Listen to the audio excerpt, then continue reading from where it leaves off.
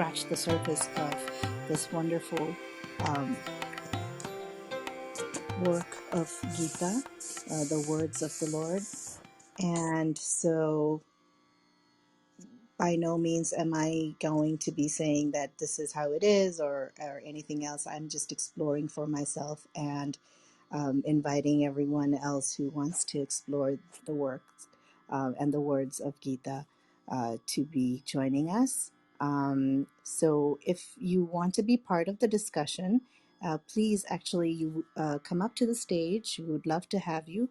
And once you're here, you're not forced to speak. You speak when you wish to speak. So if you want to stay muted, you can stay muted. But if you have a flash of an idea and you want to uh, explore it with us, then being on the stage would be helpful because then you'll be able to unmute yourself and speak. And also, you have better audio up here. So come on up. Um, the way oh good, thank you. The way we usually conduct, or usually this is our third session actually, we had our first one a few weeks ago where Jay went through a very concise summary of the story leading up to the Kurukshetra, the battle, where the Gita is the words of the Gita are spoken by Lord Krishna to Arjun as it was meant for all of us. Um, so we are up to chapter 2. Chapter 1 kind of set up the narrator who is, sorry, the charioteer, and the eyes for uh, King Dhritarashtra. And he is obviously not on the battlefield. He is in his palace, but wants to understand what is going on. And his charioteer has the boon of having Divya Drishti, so he can see anything he wants to without having to be present there. So he's narrating how huge the armies are on both sides, who is on their side fighting for the Kauravas, who's fighting on the side of the Pandavas, and the it ends, or in the middle of it, kind of, he says that Arjuna asks Lord Krishna to take him to the middle space, which is, empty, so he can survey both the sides of the army. And as he starts looking at the Kauravas lined up, where his guru is there, his great grandfather is there, and so many friends and cousins and people he has grown up with and learned from and reveres, he is overcome with just weakness and despondency, and he just drops everything and he just gives up and sits down, and says he can't do that. He's just unable to continue, because he knows that he's going to have to harm and kill his teacher Dronacharya, and his great grandfather Bhishma, his cousins and their friends, people he went to Gurukul with and learned from and grew up with. And he feels that that would be a huge sin. How could he possibly be asked to do that? And he feels that he would rather give up and not have anything in life than to fight his loved ones and dear ones. So we are up to that.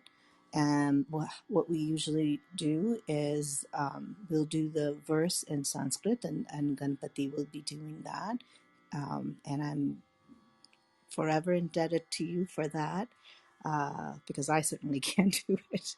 And then we will, I'm hoping that we can go verse by verse. Is that okay, Jay and Ganpati? So if we do the verse in Sanskrit and then one verse and then do the translation, is that okay? Somebody flash their mic. Okay. Um, So that's how we'll go, and then we can discuss the verse. And we'll, from this point onward, I'm hoping that we'll go slow and we'll discuss until we're exhausted. So hopefully this room will be about hour and a half, because I know it's late in India and people do need to rest up. Tomorrow's another day of work. So we'll do it for hour and a half, hopefully, or maybe give or take 10 minutes. I usually give. So with that being said, Empathy, would you please start us off with the invocation and the prayer? And then can we please add Om Namo Bhagavate Vasudevaya 3 times as well? Um, please take over. Namaste. नमस्ते।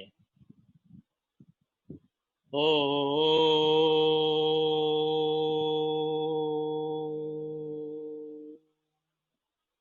श्री गुरुभ्यो नमः। हरिः ओ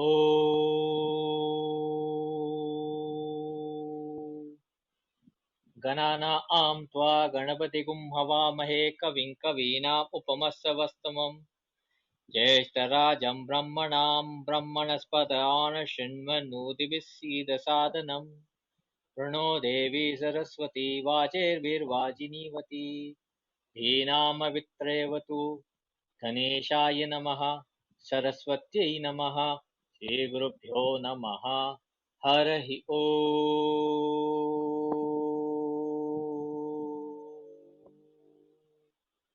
नारायणाय विद्महे वासुदेवाय धीमहि तन्नो विष्णुः प्रचोदयात्। अथ द्वितीयोऽध्यायः। सञ्जय उवाच तं तदा कृपयाविष्टम् सुपर्णोऽकुलेक्षणम् विषीदन्तमिदं वाक्यम् उवाच मधुसूदनः।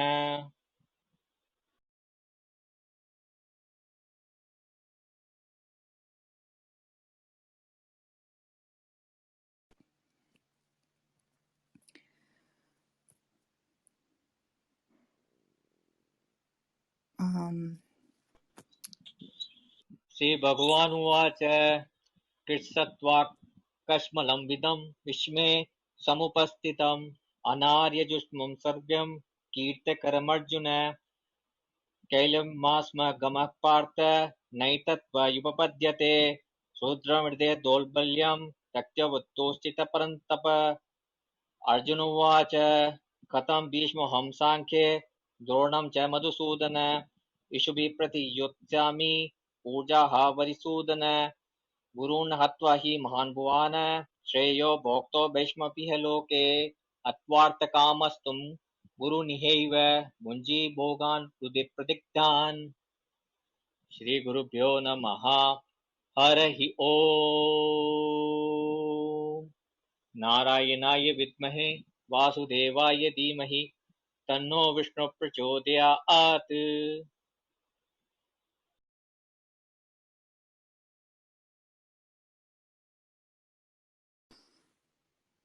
Jay,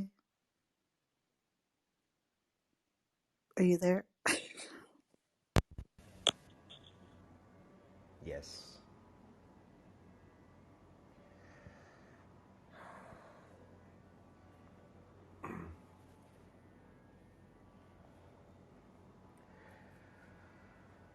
Om Namo Bhagavate Vasudevaya. Om Namo Bhagavate Vasudevaya.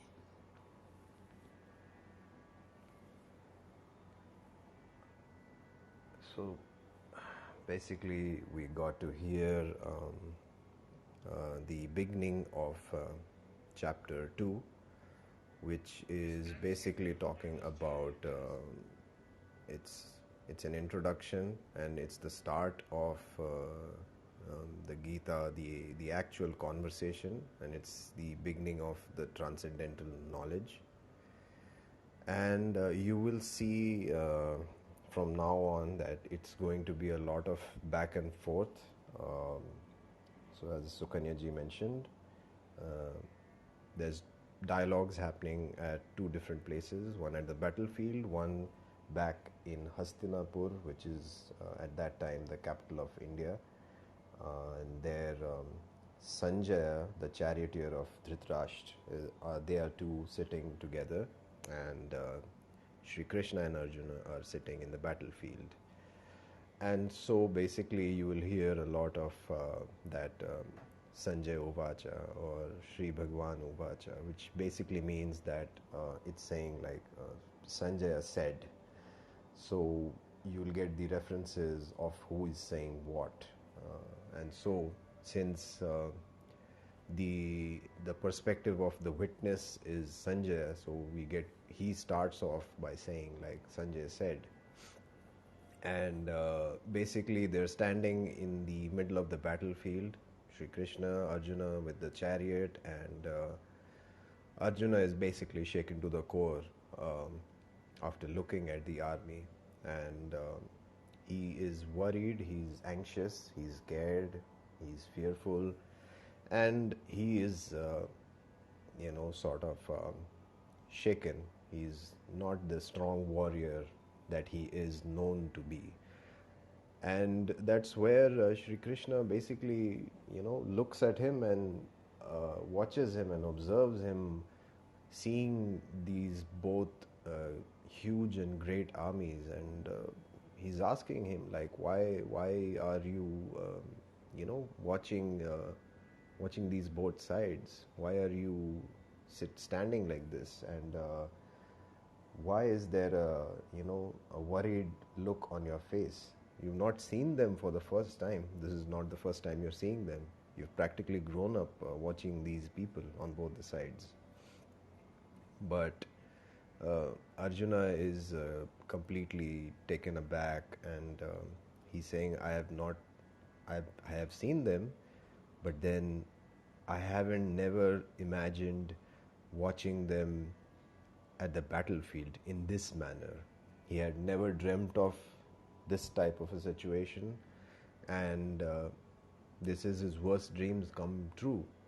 And so basically Sanjay says that Krishna, he has 1,000 names. So one of the names is Madhusudana. He looks at Arjuna and asks like, and this is, as I had mentioned in the previous session, Shri Krishna does not mince words. So it's almost like how a teacher would really, scold a student. So he is almost in a scolding and stern manner, and he is going after Arjuna and saying that why are you in this despondent state? Why are you in this despondent, sad kind of a condition?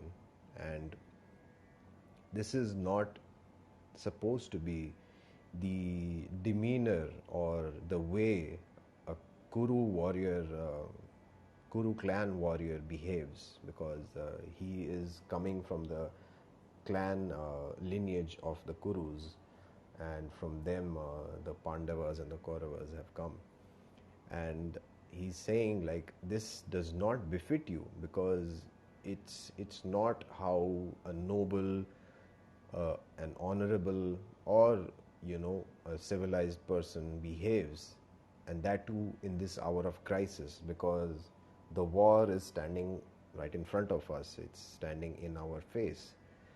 So basically this is not going to be something which will be good for you, because it's going to end up bringing you disgrace. Because these are the moments for which a warrior prepares all of his life. A warrior's life is dedicated to fight battles for the betterment of and the welfare of all the people.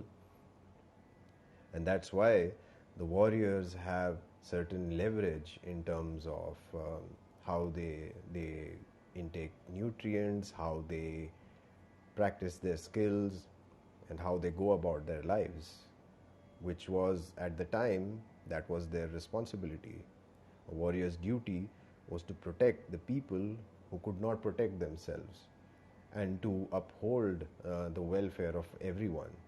Even at times, even going to say, even holding the greater welfare above his or her own welfare.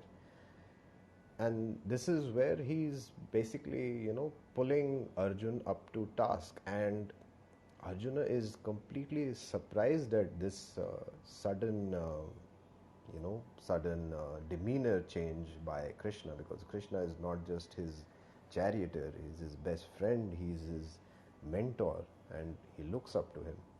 And he was sort of looking for some form of solace in the way of some words which would uplift him and which would soothe his ego, you could say, or his attitude as well. But Shri Krishna does not take that path. He basically,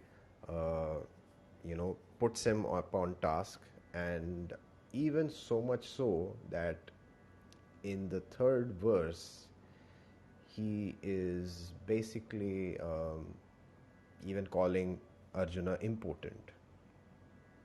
And that is where he says, like, you cannot yield to this impotence of grief, because it does not befit you. You are supposed to be a warrior, and a warrior sees nothing else.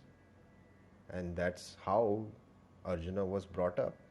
There's a story which all of us must have known, when during the upbringing of the Pandavas and the Kauravas, when they were very young in their childhood, there was this exercise where they had Guru Dronacharya asked them that to come up one by one, and he said, there's a bird on the tree, so what do you see? And basically everyone comes up with different answers. I see the tree, the leaves, and I see the color of the bird and everything. And finally he asks Arjun to step up, and Arjuna comes, and Guru Dronacharya asks him, what do you see, Arjuna? And he just replies, I see only the eye of the bird and nothing else, Guru. Shall I release my arrow? And basically Arjuna was the undisputed favorite student of Dronacharya, and everybody kept asking, like, why is he your favorite? And basically he used this exercise to silence everybody. After that, nobody doubted Arjuna's capability. But here is Arjuna standing here and on the battlefield when he's about to fight probably the biggest battle of his life. And he is in this despondent state wherein he's unable to move, and there are tears coming up in his eyes. And when in the time of such crisis, when you're supposed to be brave and going about fighting the war, he's basically becoming absolutely despondent of the situation. And basically Shri Krishna, instead of starting off on a very soft note, he actually hits a very, very hard note and almost whacks Arjuna on the head. Sukanyaji, you want to add something to this at this point? I don't know if you can hear me, but I'm having bad connection here. Can you Okay. guys hear me? Yeah, I can hear you. Oh, okay. Okay. Yeah. No, just continue. You went up to, The third where's, verse. yeah, where's Ganpati? Ah, okay. Right. Um, I think Ganpati go ahead. did up to 5 verses, if I'm not wrong. I think he did that. So maybe we can carry forward the discussion. Um, so did you do the translation of 4 and 5, or did you want to discuss at this point? No, I have come up till third. So Okay. you want to talk about Um, it, maybe? Yeah. sure. So from what I understand is this is that dilemma. Obviously, um, you know, Lord Krishna, being Vishnu himself in this human form that he had come, um, can guide the Pandavas to victory, in an instant. He doesn't really need to go through this whole drama, but the the reason this has happened and has been set up so that we can have for posterity the words, the wisdom, the blessings of this poetry to guide us in our lives, right? So the essence for me is the beginning of Lord Krishna telling Arjuna and reminding him that when you are in the middle of a situation where you're called upon to do what you are supposed to do, you're meant to do, and you're built to do, um, you need to be able to separate yourself, right, from whatever you're thinking, your personal attachment on those. You need to not think about me and mine. They are my kinfolks. This is my teacher. This is my guru. This is my great grandfather. Um, it At this point, you are being called upon to let that go, leave that beside, but to do what you're supposed to be doing, what you're meant to do, instead of weakening yourself with sentimentality, pretty much. And because of those sentimentalities and personal attachments, you are failing, Arjun. That's what he's saying.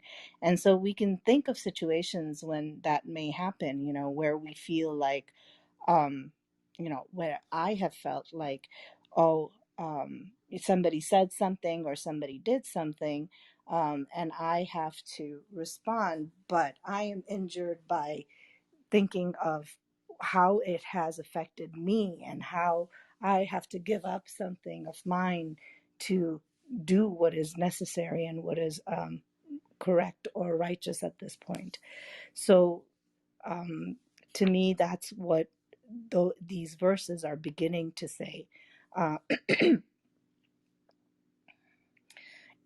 and as Jay said, and I had to step away because I had a call, so I'm not exactly sure what the wordings were that were used for the translation. But from what I understand, that at one point within the first two or three verses, he is sort of wounding, as Jay said, um, Arjuna's pride by hoping to rekindle, uh, you know, that part of him that is the Kshatriya, who's supposed to be the warrior, who's supposed to walk the righteous path and not think about his connection to his kinfolks or friends or gurus or loved ones.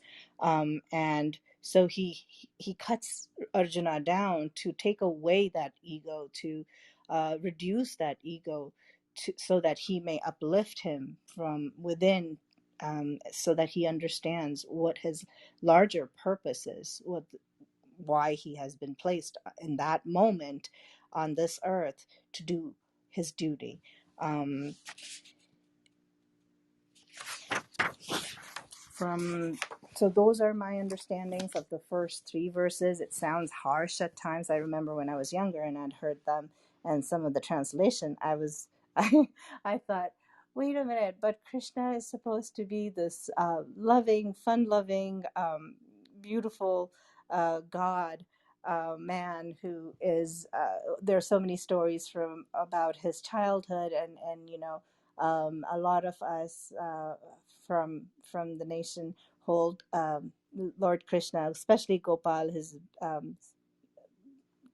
avatar as baby and a small child, being mischievous, is so close to our heart and dear, and lovingly. And then to hear that he speaks so harshly to his friend, his primary disciple, I was just kind of upset. It's like, how could he do that? How could he say those things? But um, you know, as I am growing up and barely beginning to understand my purpose. And, you know, I've had times where I've questioned, why is this happening? Why am I being given this? And I'm barely beginning to understand that, you know, I keep thinking it's my this, it's my that, and it's my life, and it's my doing, or my son, my. Um, but when I can step back and calm myself, I realize that I am in this body learning how to give that up. And so every experience that I have that seems to um, scratch at that part of me which feels uh, hurtful, or which seems to cause pain, is something that is not necessarily something bad, and it's my understanding in this way that causes the pain. The situation is not necessarily bad. The situation is just what it is. It is what it is. I am prescribing emotions to it. I'm prescribing attachment to them and causing pain for myself in thinking that way. So these words are beginning to teach me that it's and so that's where I am, and that's what I am understanding from these verses. Anyone else, or Jay? Yes, I would love to comment about these times and about how, right as Arjuna is asked to rise and be a warrior, he's feeling, scared and sad and emotional and not so able to rise. And I think these times could potentially be making us all feel a little bit like that. So it's possible that it's appropriate for all of us for these times, and especially with the solar eclipse coming as well.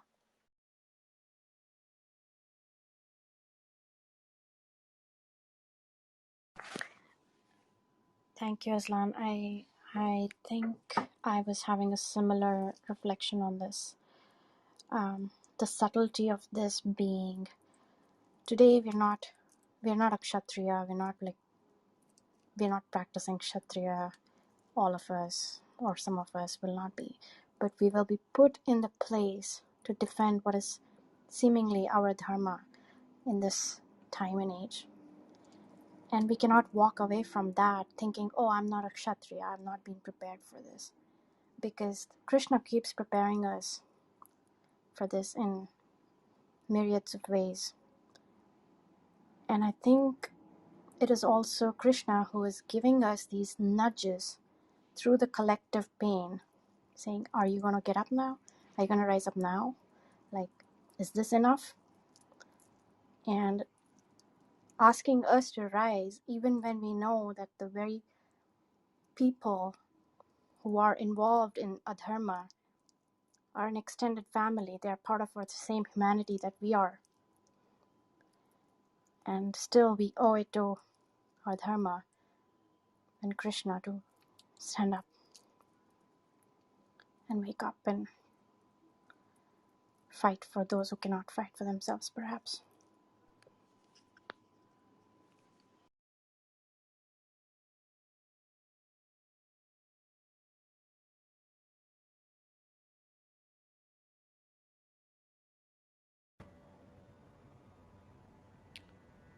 Anyone has any other thoughts?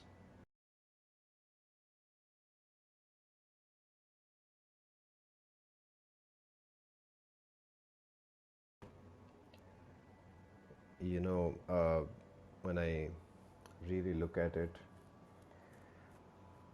the days when a person is sick, so suppose if I'm sick, or when the body is not functioning properly, or I have not slept on time and there's something wrong, so the next morning you either need an alarm clock or someone has to come and wake you up. But contrast that to a time when I'm probably going to sleep exactly on time, had food on time, uh, set aside a proper schedule of sleeping, not really doing any digital work at least 40 minutes before going to sleep, and it's a nice sound sleep.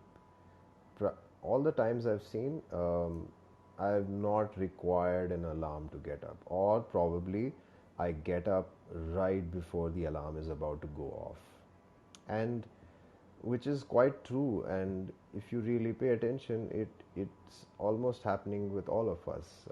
When we are down and out, we usually need an external stimulation for us to wake up, and that is pretty similar to what is happening here. Krishna is the external stimuli to really bring back Arjuna out from his sleep, because it's the sleep is a metaphor, because he has been clouded, or he has been overcome by these clouds of grief, of fear, of dismay, that he's going to lose all these people, and he's really questioning the very basis of why he's there in the first place. And so that is why Krishna uses this strategy of first knocking him out of the sleep, and he does this beautifully, and which is, you could say, as Sukanya ji beautifully mentioned, it's absolutely unexpected of him, but he's been known to pull these things off. He doesn't really conform to anything. He sings to or dances to his own tune, and the tune he sets, everybody dances to that. And so basically he's even made time or samay also stop and dance to his tunes. So we will go to the fourth verse, where now basically... Can I add something for the first three verses, please? Sure. Yes, go ahead, Upasana. Yeah. In the first three verses, in the last chapter, we understood that Arjun was having an emotional meltdown. So, when we have a problem that this is going wrong or this is there, so he's saying that he is standing, my grandfather is standing here, my teacher is standing there. So he's saying all these practical issues, he's showing verbally, but what he's having is an emotional problem. It's not a practical problem, it's not a strategy problem, it's not a spiritual problem, but it is an emotional problem that he's having. And in the first three verses, Sri Krishna is addressing that emotional problem. He's not trying to teach him strategy, or he's not taking him on a spiritual journey, but he's trying to address the emotion that Arjun is feeling. And why the harshness in his words, I can only equate it to maybe a coach who is coaching somebody in a boxing ring, or maybe in a match, in a football match or a rugby match, where the players are down and out. So the coach at that point would not mollycoddle, but would give a pep talk in a harsh tone that you can go out there and achieve it. So before Sri Krishna can address all the other issues, it was very important for him to address his emotional issue, and that could only be done in a harsh toned pep talk. So thank you, I'm done.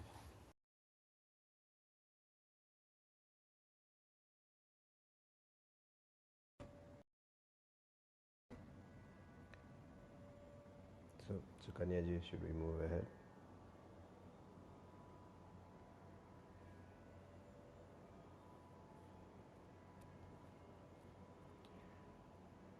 Okay, so now basically in response to Sri Krishna, Arjuna says that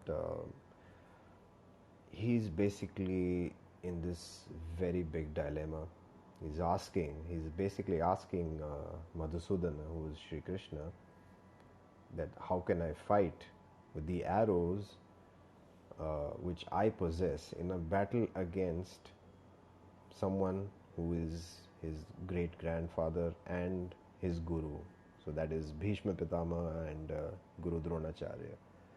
And basically, these are two very big stature. Like, these people hold the highest respect in Arjuna's heart, and he's basically, these people are worthy of worship for him, and he's been in their company since childhood. Uh, Bhishma Pitama would just welcome him when Arjuna would travel for days. So these are the times when we didn't have any motorized vehicles as such. So when somebody said like, "Oh, I'm coming to meet you," that practically meant like a week or 2 weeks of travel, that too on a chariot. And basically, after all that travel, you had a lot of dust and you carried a lot of your travel weariness. But Bhishma would always be standing at the gate of the city to welcome his favorite Arjuna, and even going to an extent where Bhishma has always been known as the pure one, because he was always dressed in white. He was having this persona of this pure white energy, where he had silver locks of hair, his beard was silver, his clothes, his mukuta, which is his crown, even that, everything was white. And basically, when Arjuna would come up to him and he would just, embrace him in a tight hug, but Arjuna would say, like, "Why are you doing this? Your clothes will get, dirtied by my dust from the travel." And basically, Bhishma is like, "My clothes are forever in wait to get dirtied by the dust of your clothes when you travel and come to meet me." And you can see there's this very intimate bond, very intimate relationship with these between these two individuals, and they are deeply connected, and they have a lot of care from Bhishma's side, and respect and affection from Arjuna's side, and they've been intimately tied in this. But right now, this is a moment which is completely opposite of the scene which I just described. They are now standing on the battlefield, ready to wage war against each other, to basically shed blood and to take lives. And this is where Arjuna is just looking at both these chariots with these people of the highest stature which he has accorded to anyone. They are next to God for them. So after God, the names which come to his mouth are basically Bhishma Pitama and Guru Dronacharya. And he is absolutely in shock and grief as to how I can even raise an arrow, let alone let loose the arrow. But how will I even raise an arrow against people of such stature? And he goes on to basically describe that he's trying to put across his feelings to his charioteer, who is basically now become not just the charioteer of his physical chariot, but he has become the charioteer for his mind, his soul, his self, actually. And he's accorded him, like, he has asked him to take up the guiding spirit light and become the mentor for his spirit as well. And Arjuna is basically asking Sri Krishna, it's much better to beg rather than go and kill these people, because if he can avoid killing these people at any cost, he's willing to take up that. And he knows that that the Pandavas are fighting for the land, fighting for the throne, to rule the land. That is the fact which he knows. But then he knows, again, on the other side, he knows that they are his teachers, his great grandfather. And basically, he doesn't want to enjoy this victory going on the top of the dead bodies of these respectful souls. And he doesn't, really envision this in a good way. So there's a very big dilemma which is happening. There's one side, they have to win the war, but in the consequence of that, he will have to kill these people in order to win the war. And he knows that these two people, even if they come individually, even if they stand alone on the battlefield, they are indefeatable. Like, they cannot be defeated, they cannot be you cannot basically obtain victory over them. They are already skilled warriors in themselves. Even Guru Dronacharya, he is a skilled warrior in himself, and he knows, like, even on a one-on-one combat, there is no chance that he can be able to win. There's absolutely no way. But both the sides are right in front of him, so he has to choose, like, what should be done. And that is where his miseries and his grief are taking over him, because it's not worthy, it seems pointless to him. Like, even for us, if we have to pay a very heavy price for obtaining something, we too become despondent. Like, it's all part of the economics. If we even see economy, it's all part of a trade-off. Economies function on the concept of trade-off. You give up something in order to get something. And that is also where our own Kurukshetra and our own battlefield emerges, when we are trying to find what is the right thing to do and what's the easy thing to do. And generally, we end up opting for the easy option, which is basically what Arjuna is strongly suggesting and hinting to Krishna, and saying that I think it's much, much better that I start begging.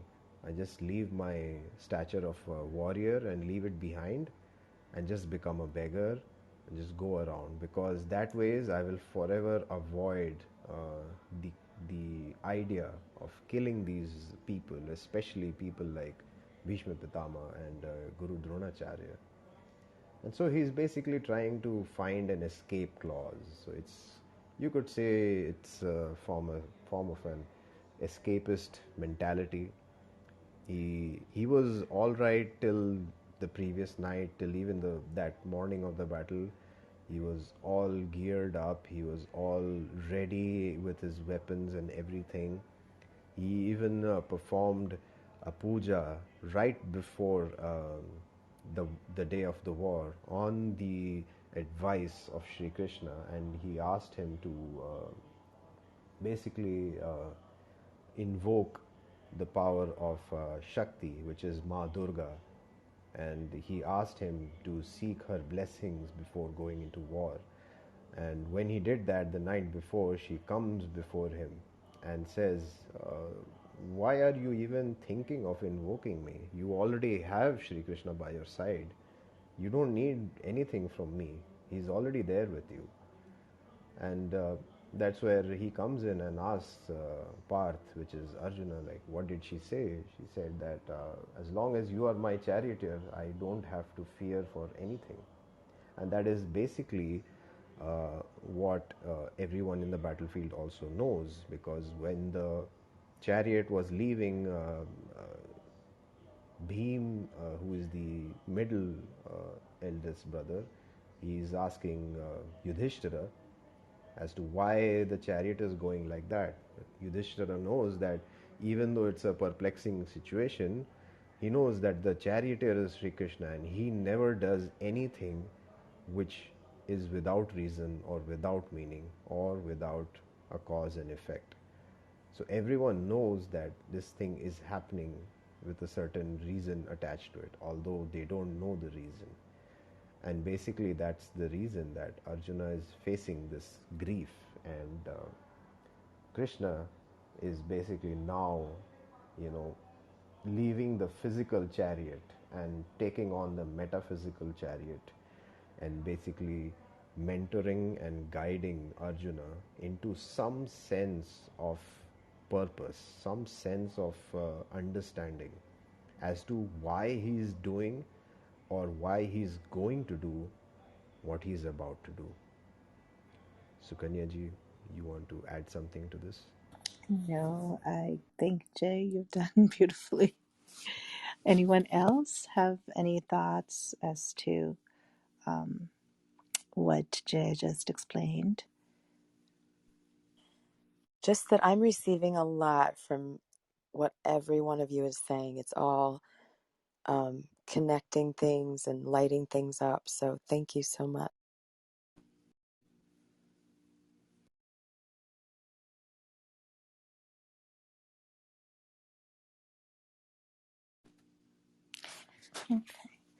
So it's, what time is it in India? 11:20. 11:20. Okay. So I have had a lot of connection issues today and being called away on phone calls. I know you went through verse 4. Did you also do 5? Yes, yes, Okay, so I'm at 4 and 5. 5. Okay. Um,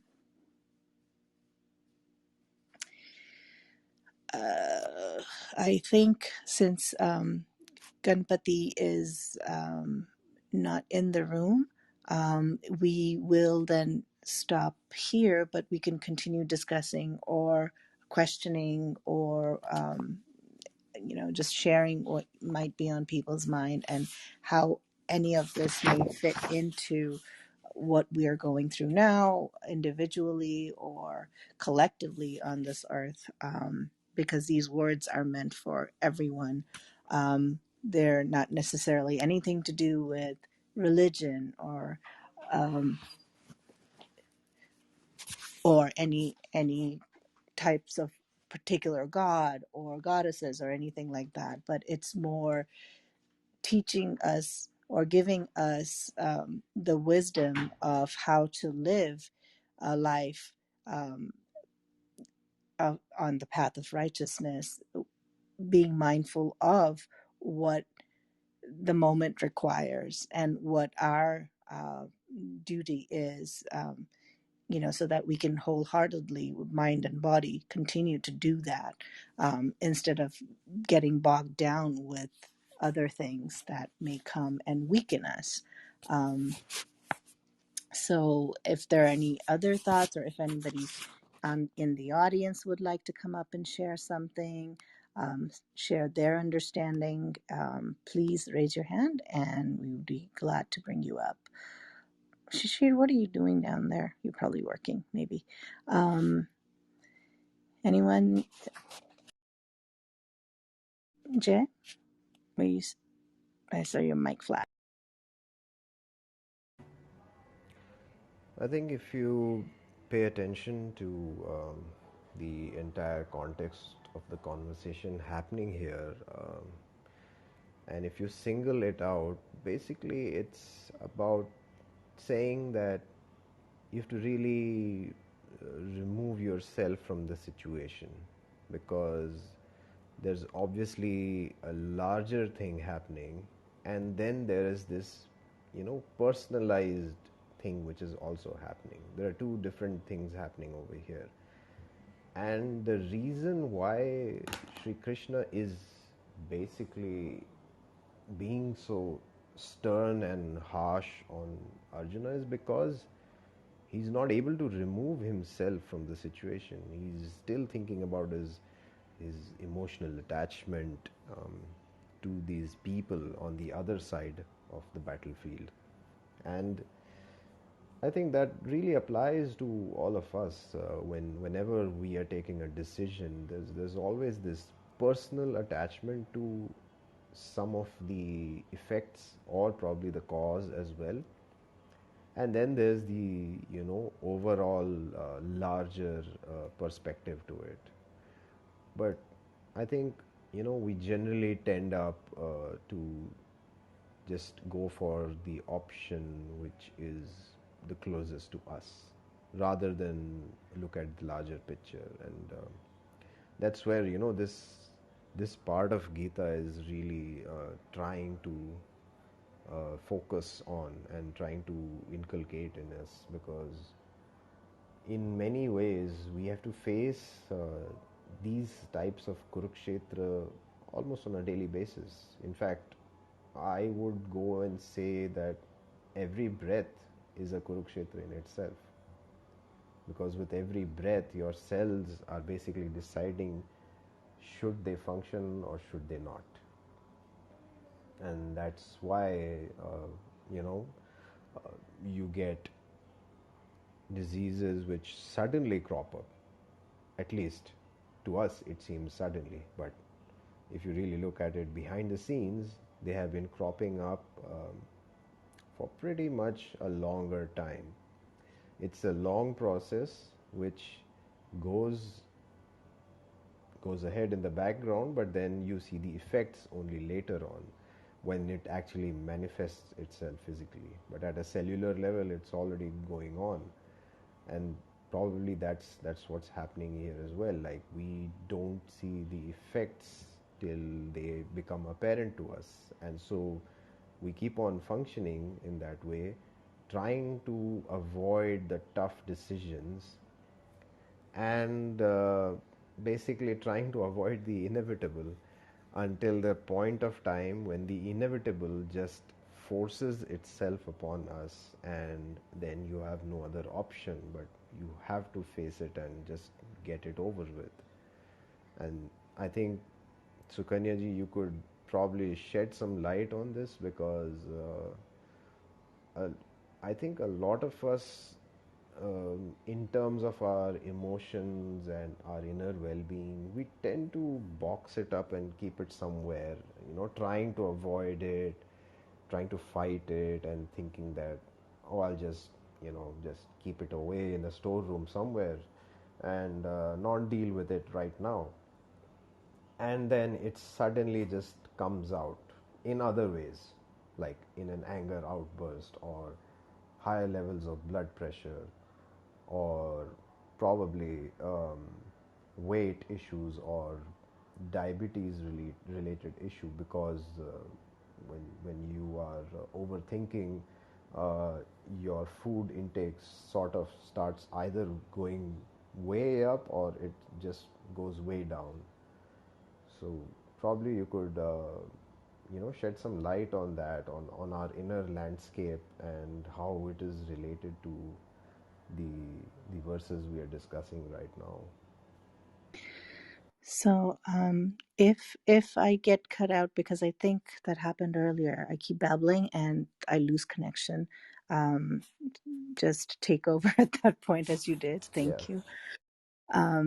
So, in terms of emotionality, as I was reading these translations of these verses, um, and as Upasana also pointed out, um, it's on one hand, we get the message that there's uh, an importance to understanding emotions and learning about emotions and dealing with our emotions, so that they are not bottled up, as Jay was saying, that they are not harming us because we hold on to them.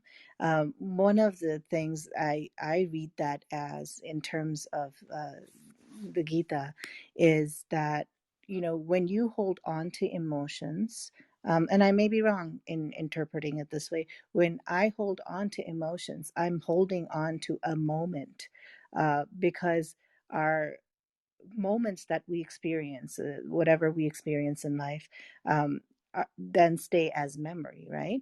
And most often we tend to hold on to the happy ones, but also the negative ones seem to take a bigger um, role in our lives. Somehow, things. I mean, that's what. Look at the news. We turn on the news. There's so many good and wonderful things also happening, right? It's not all bad, but what does the news show? It's all the negativity, all the things that bring up the icky feelings that we have. And in doing that and in repeating that in my thoughts, I'm trying to hold on to a moment that has already passed, right? And so what I'm also missing out on is living in the moment that I am in. Um, And in doing that, I am not really enjoying the gift that I've been given in this life, and appreciating every moment for what it is. But my emotions keep me tied to things that have already happened. And usually it's the bigger emotions, the bigger negative emotions that we tend to play over and over in our minds. But that moment has come and gone. Yet, you know, when we have those feelings, you know, we tend to punish ourselves by repeating it like a broken record in ourselves. And, you know, science has also shown that having these types of emotions come up has a physiological response in our body as well, with the release of certain hormones that are the stress hormones. And can imagine with the increased amount of strife that's going on and all the things that are going on in the world right now. Um, the wars, I mean, actual wars, the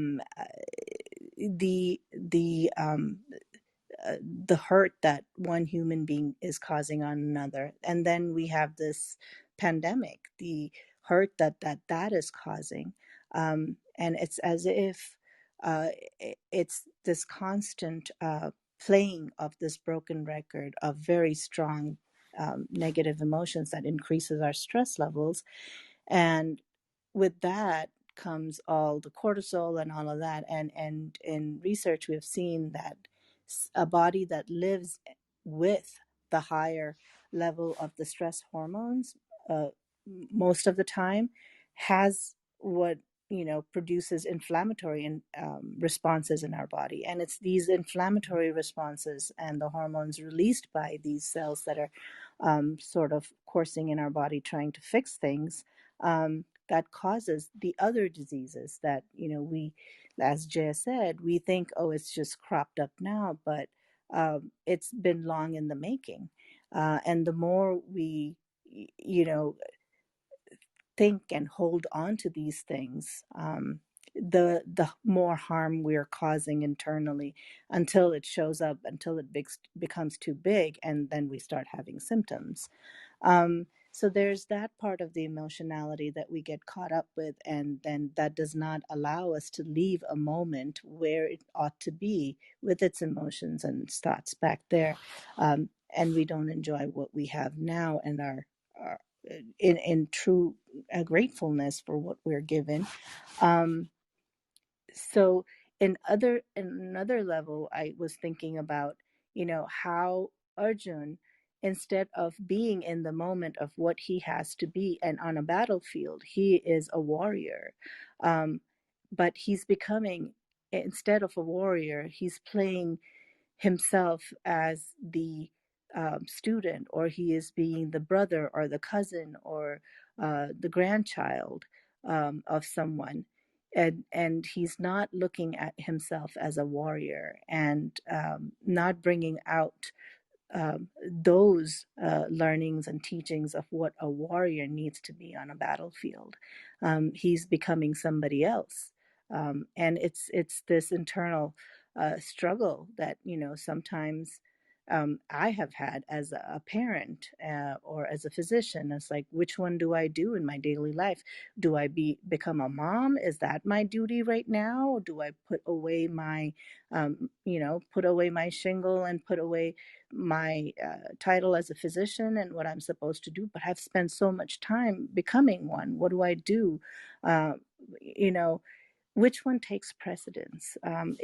For in the Gita, in the Kurukshetra, it's clear cut that this is a battlefield. You need to be a warrior now. But in our lives, you know, sometimes it's not that clear cut. We every day wake up and you know, you're a mother, you're a wife, you are a daughter, or you're a husband, or you're you know, a father or an uncle. And which role do you play? How do you juggle that? And which one takes precedence? Um, so there is, as Jay was saying, it's this constant tug of war or battle that's going on. So we have our Kurukshetra going on all the time, and I still haven't figured out. what role I'm supposed to play. And um, I sometimes feel like strongly that, okay, so I am going to be the mom because this is my responsibility. And I may put away my shingle and put away my title or as a physician and go, I will be a mom because this is my responsibility. But am I doing the right thing? And those questions come floating in with people questioning me. Why did you take away the spot of another student to become a physician? Um, because look at what you have done. You have become a physician, but you're not treating people. And you're supposed to be. This was your calling. My mom used to always say, I'm Bengali, so the word in Bengali, the way we say is daktar. Daktar can be broken into two words, dak, which means calling, tar, meaning his, the capital H, the Lord, right? It's until you get his calling, you can't become a physician, right? So I have that in my head as, when I made the decision to become a mom and become full-time mom, despite being a physician, it crops up all the time. And I don't know which one is the role that I'm supposed to prominently play in my life every day. So I know at times I'm constantly, um, battling with that every day, even though it's been 10 years since I last clinically practiced.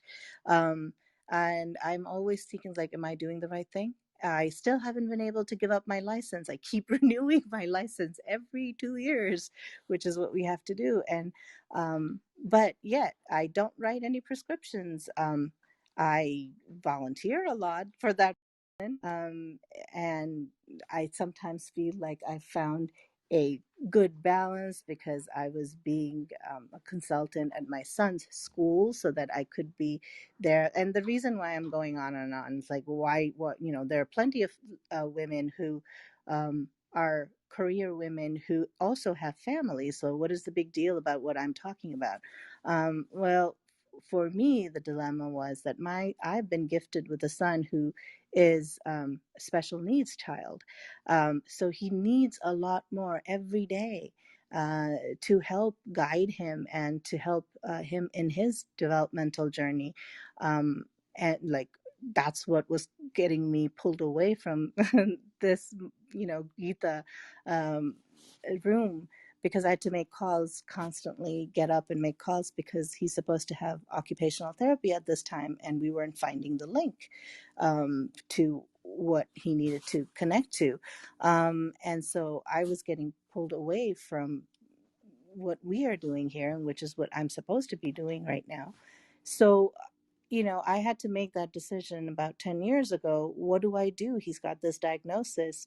Um, Yet on one side, I felt this strong urge to be there for him all the time because as a parent, the way you take care of the treatment of your child it is, I mean, there's so many responsible people and who would be able to step in if I wanted to, could hire people who would, then watch and take him to his therapies and so on that. But the way I would be involved and understand what he needs, I didn't feel like anyone else would. And every time I went to the clinic or was on call, I was constantly being interrupted by my child's and his needs. And if I was in the clinic, I would constantly be getting calls from home, like, okay, he needs this, what do we do? And or he's doing that, what do we do? So at that point, I made the decision, maybe the universe is knocking on my door and saying, hey, be a mom, uh, you've been gifted this child, take care of this child, understand this child. And so I made the decision at that point to, say, I can wait. It's okay. There's plenty of physicians. If I give away that training that I've had, and maybe somebody else would have been. I don't know. I can't answer that. But at this time in front of me, I have my child and I have my profession. And it's as if I'm I was having that internal battle of what do I do? And once I made the decision, it took a long, long time for me to put it to rest. So, even though the decision was made 10 years ago, I keep going back to it over and over. Did I do the right thing? Well, why couldn't I have done? There's plenty of parents who have kids who have special needs or this or that. They're working. How do they do it? Da, da, da. So, we're constantly doing this battling with our emotions, especially when we have strong connections with my child. He's my child. And there I go saying he's mine, as if, only I could do this. But in this little understanding of mine at this point in my life, I say he is my child. And so I have this responsibility. So there's that part of that emotion. But then the other side of it I saw was, it's as if the ground is being set to really understand what our roles are at any moment. Arjun is a brother, Arjun is a son, Arjun is a nephew, he is a student, he is a grandchild, but he is also a warrior. And to have that understanding of who you are playing, because we all are playing, characters almost, in our lives, and we have different roles that we play, and different strengths are brought to the surface to play those different roles properly. But the wisdom is in understanding what I'm being called on to do at what moment. And I haven't achieved that wisdom yet, I feel.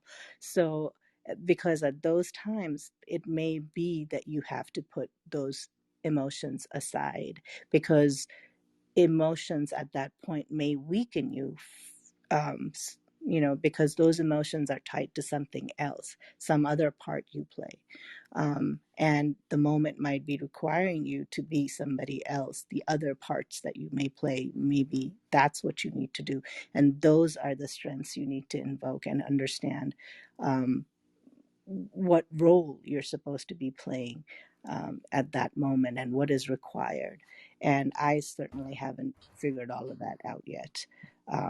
So that's where I will rest my. Sukarnaji, thank you so much for sharing this with us and connecting it so beautifully with your personal experience. Deep, deep gratitude to you for sharing this with us. Thank you so much. Pleasure.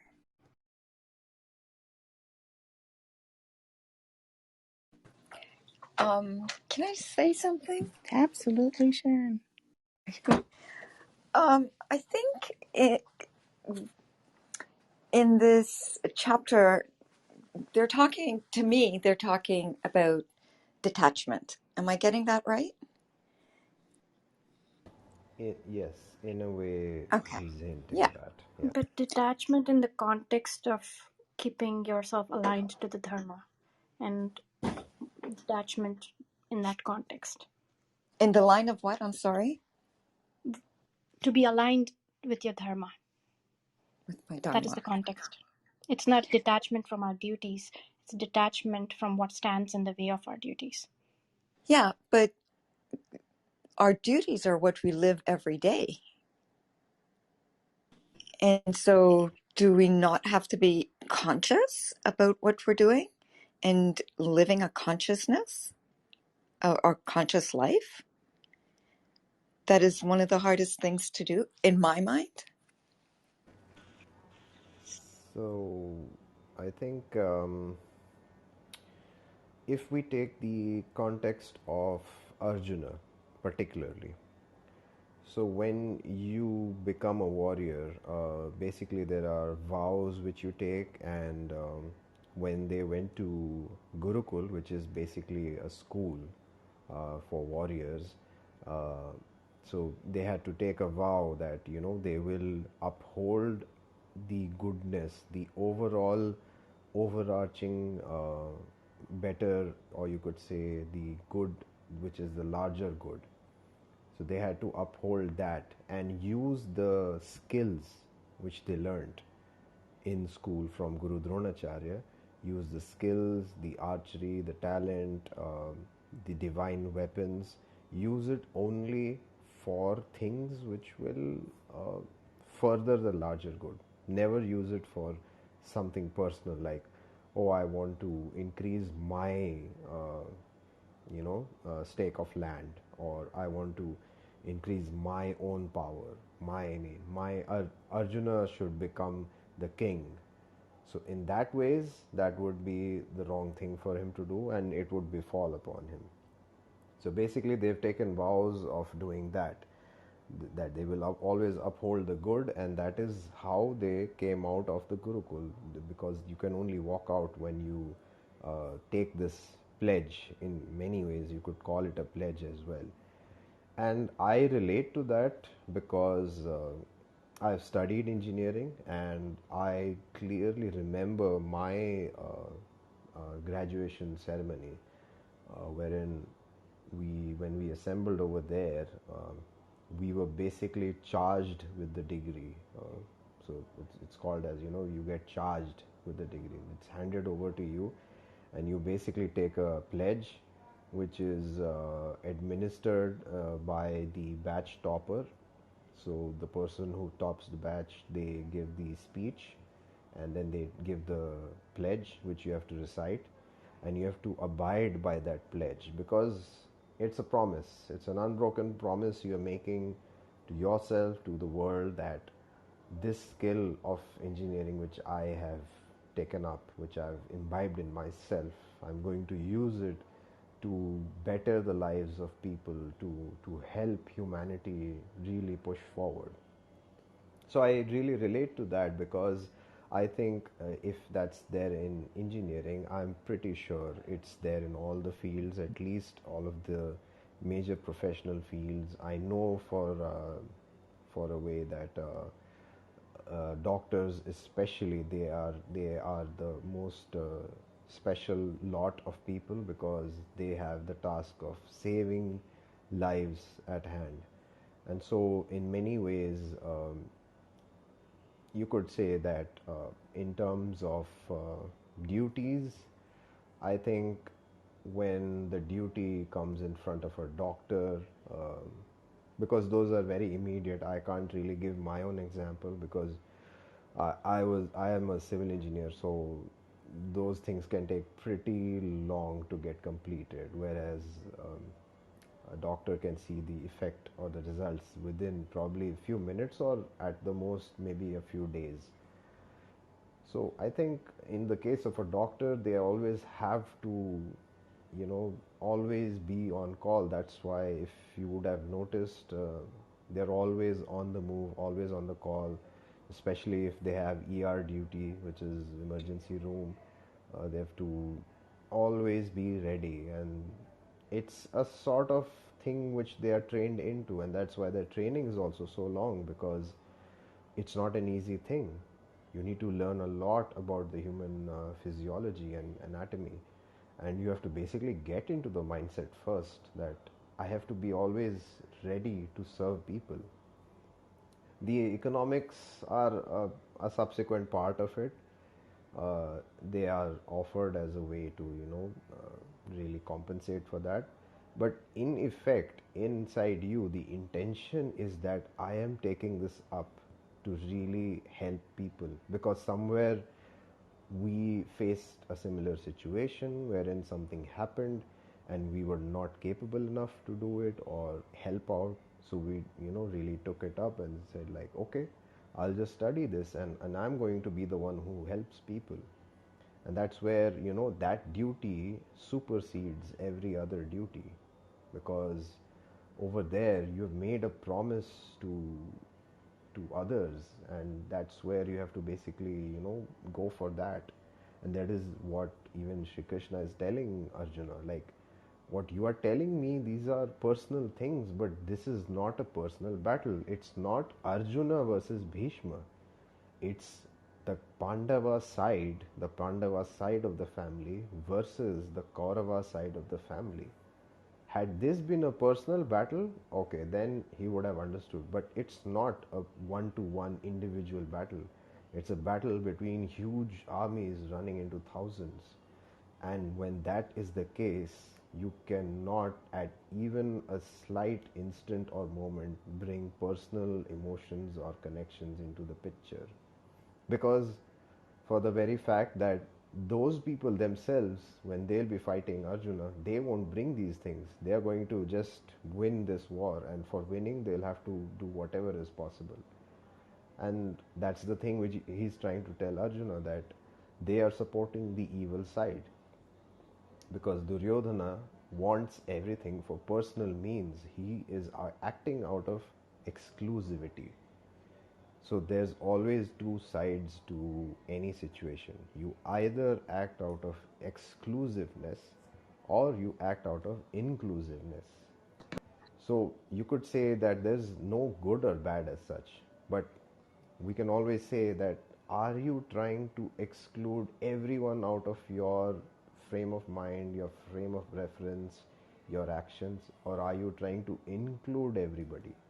And that is where you could say these are a better description or a better word to say, rather than just simply saying, oh, this is good, this is bad. Because if I were to be very, very exclusive, I'll just say, okay, I see 5 trees outside my house, just chop them off. I want some furnitures to be made.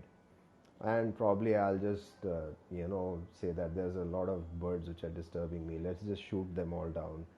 And probably there are some honeybees buzzing around. Okay, let's get rid of them as well. There are few animals lurking outside my, my property, or the boundaries of my property. Let's just shoot them, or maybe cage them up and just lock them up in some place. So am I being inclusive, or I'm trying to be very exclusive over here? I'm just trying to squash anything which tries to belittle me, which tries to encroach on my territory, which tries to take control over me. Whereas if I were inclusive, I would include all these creatures, all these things pretty close to me, and not really take them out of the picture, because nature has designed them to be there. They're not here because we put them here. They're already there. In fact, they have been there before us, probably, and they've been here for practically, maybe, their species has existed maybe even before humans even came on the face of earth. So where is this exclusivity really coming from? And that exclusivity paves the way for what we can term as, the bad side, which is, the modern terminology which we use. And that is where people get confused, like what is good, what is bad. And yes, it can be agreed that it's a very small myoscopic view of things in nature or in existence. Whereas if you see it with the lens of exclusivity and inclusivity, then you'll realize what needs to be done, because you already know what is the thing which needs to be done. You just have to go ahead and do it. But that's where our personal biases, our personal emotions, and a personal attachment to that emotion and to that memory starts wreaking havoc in our decision making, which is happening pretty much with Arjuna right now. His memory is flooding his senses, his mind, and all he can see is flashbacks of his childhood with his guru, with his Bhishma Pitama, and he's just unable to control this, surge of emotions which is completely flooding him, and he's almost drowning in them. And that is where Krishna is interjecting and bringing him out of this sleep, because it's a slumber, it's a deep sleep which Arjuna has gone into. Pretty much you could say he's dreaming with his eyes open. So it's more so like a daydreaming which he's doing right there. So he has to be knocked back into consciousness that ways, which is what Krishna is implying towards us, because he's speaking to us. Arjuna is just standing in between. So you could think of it like a solar eclipse, which we just discussed some time earlier. He's standing in between Krishna and us. or you could say that Krishna is standing between time and us, and he's basically speaking like these things don't really hold true for his time.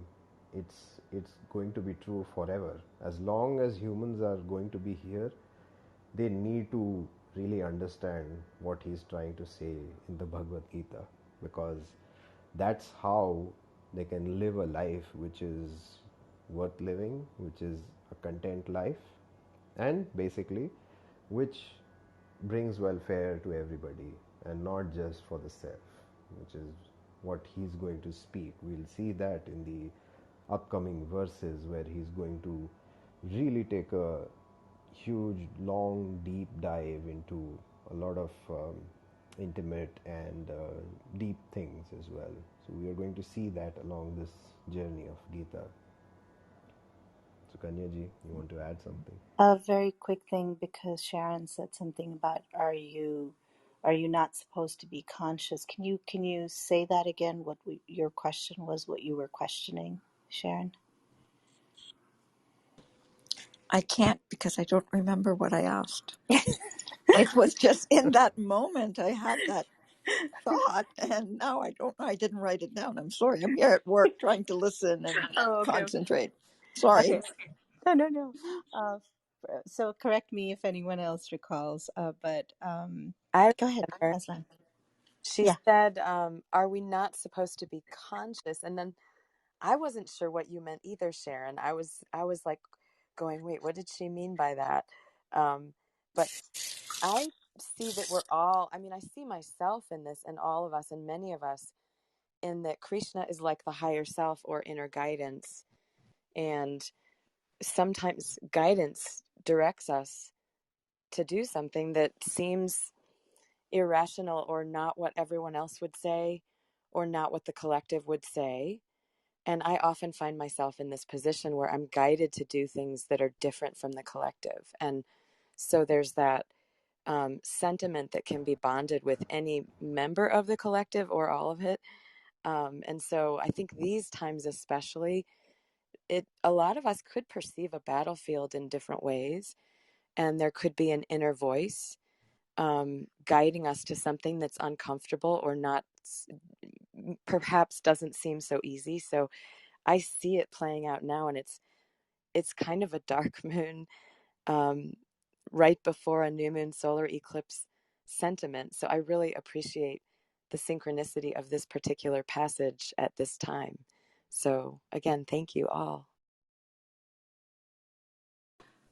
Thank you.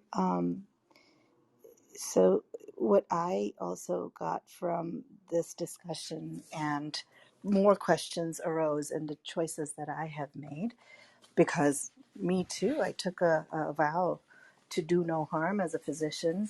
And what am I doing by not practicing, by not seeing those people that I should have been seeing or ought to be seeing, because that's my work.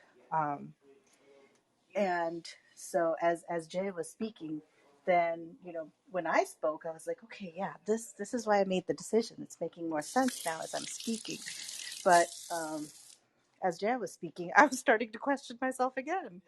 And I think that's the thing that we live through constantly.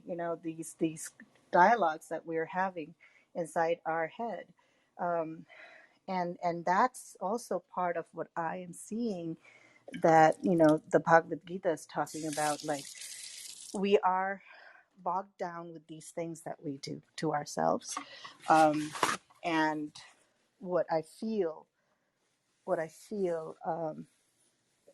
or sense that may be coming, is more,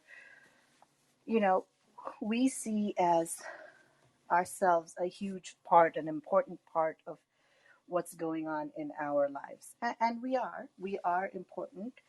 But if you were to pan back, step away from what we learn in terms of the dharma of what a man or a woman's, a human's dharma is, I feel that the Gita is trying to teach us that part, uh, that we are just but probably going to be living all of these, playing all of these parts, but we get so bogged down with what the consequences that we're going to bring upon ourselves or others by doing this or that, as Arjuna is contemplating, dead bodies of loved ones, but he's imagining dead bodies of loved ones. He's not imagining dead bodies of warriors. Um, so he is already not being in the moment of what he is supposed to be on the battlefield. He's looking at the result already before it's even started. And we all seem to do that at times. Okay, we're going to do this because that's the result that ought to be, the best one for me. So I'm going to choose this over that. So I think that's another dilemma that I kind of took away from these passages too, that when Arjuna says, don't you see that this is Dronacharya and this is so and so and so and so, and I don't want to spill their blood. So he's already thinking of the once he's not thinking that he's supposed to raise his bow and let the arrow go. He's thinking of already what happens when the arrow pierces these bodies and what will be laying in front of him, and then he's wanting a different result instead of the result of whatever the warrior is supposed to have, that he'd rather be a beggar instead of a warrior and spill these bloods. So I mean, there's that constant battle. So I think I have more questions at the end of these passages and at the end of this hour and a half than I did before, and I'll stop there. Could I just add something here? Yes, Ganesh. Yeah. So, when I was kind of looking at what Sukanya ji was saying, right? One thing, so it kind of put Arjun's dilemma into context, because as a mortal kind of taking decisions, you have two fundamental constraints, right? So you have imperfect information, and you have a certain sense of attachment to the people around you, right?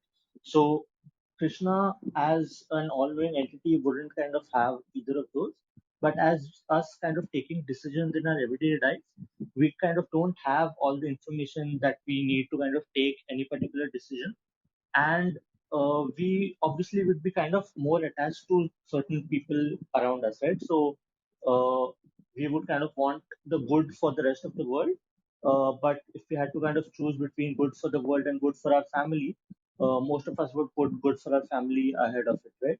So I think those two central tenets of imperfect information and attachment are kind of central to human existence as such, and that kind of drives a lot of our decision making as well. So that's just how I was kind of thinking about things. Yep, that's my dilemma. You just summed it up. Sukanya, can I respond to your dilemma? Yes, please do. Um, I believe that we have a mind and then there's a heart.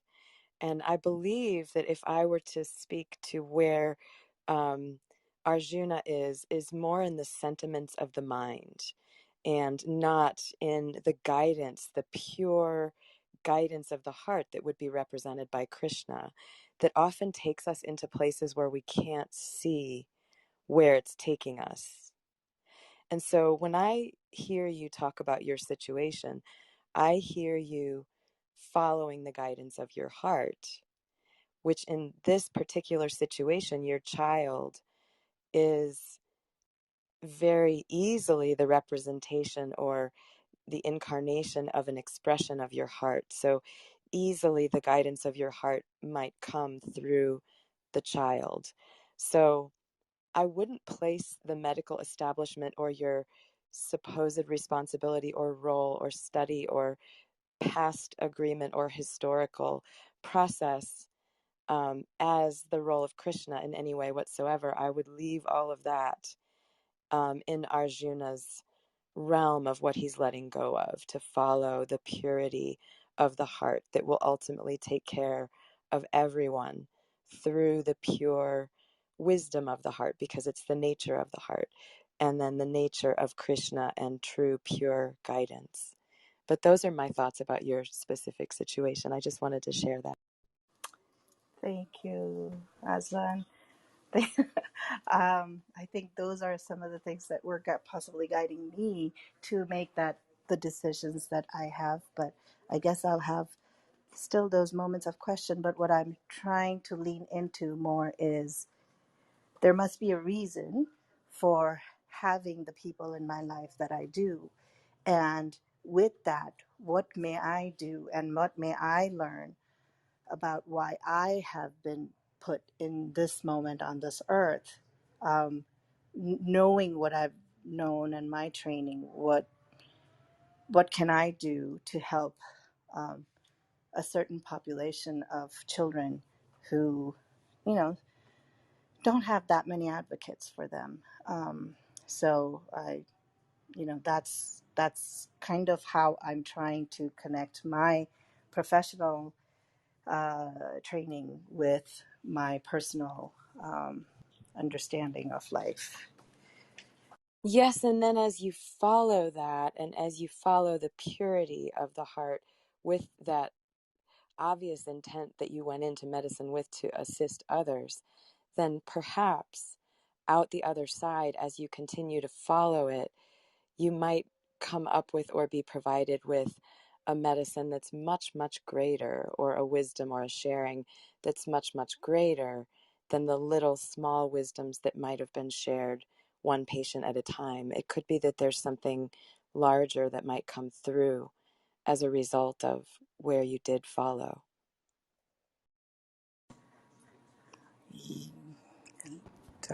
Fingers crossed. Fingers. Yeah, I think on this journey of Gita, we will come to know a lot of things which might not sit well with the human intellect, because it's being spoken from an intellect which is quite above the human intellect. And it is true, it's quite true that Shri Krishna is above all this. He can see the beginning, the middle, and the end of all of this, which is why he can speak so conclusively and speak with so much of conviction. And that sort of, what Ganesha referred to, the imperfect information. Krishna is basically speaking out of the opposite of that. He has the entire information, and that is why he's imploring Arjuna, and that is why now you can see why he's pushing him almost immediately. As soon as he spoke of this, he immediately came back with a whack on his head, because he can see everything. He knows the beginning of time, and he knows the end of the ending of time as well. So he knows everything, all things in and out, and so he knows what's going to happen. He's just prodding Arjuna to do the thing which is supposed to be done.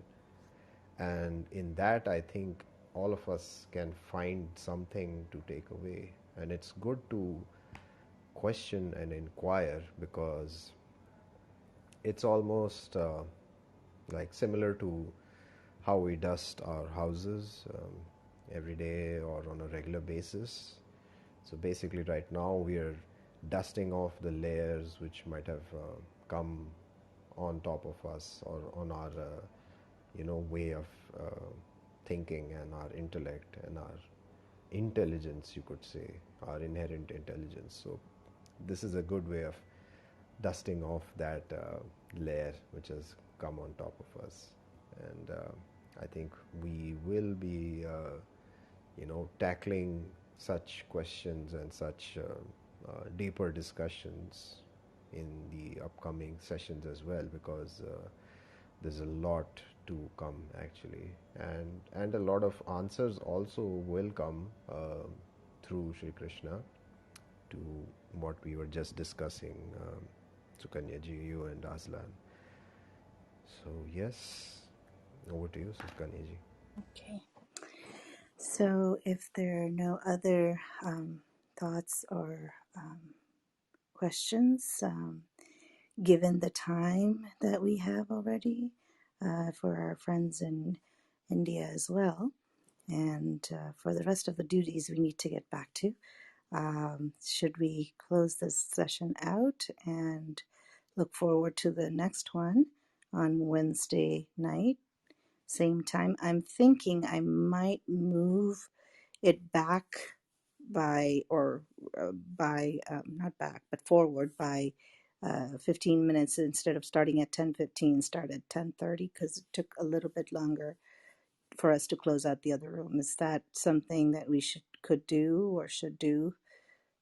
Stay tuned and you'll find out. No, go ahead, Jay. Yeah, No, I think that keep it at room just, 10:15. you could keep it. I think that room started slightly late, so Late, we yeah, sort that's of, true. yeah. If we Okay. started on time, Yeah, the it's other days we almost on have. time. Yeah, Yeah, we have. Okay. So okay, 10:15 it will be, and then we'll go from 6 onwards. And so thank you everyone for coming and enriching this space and our understanding. I will close it out with um, just chanting Om Shri Om Namo Bhagavate Vasudevaya. Please join me doing that.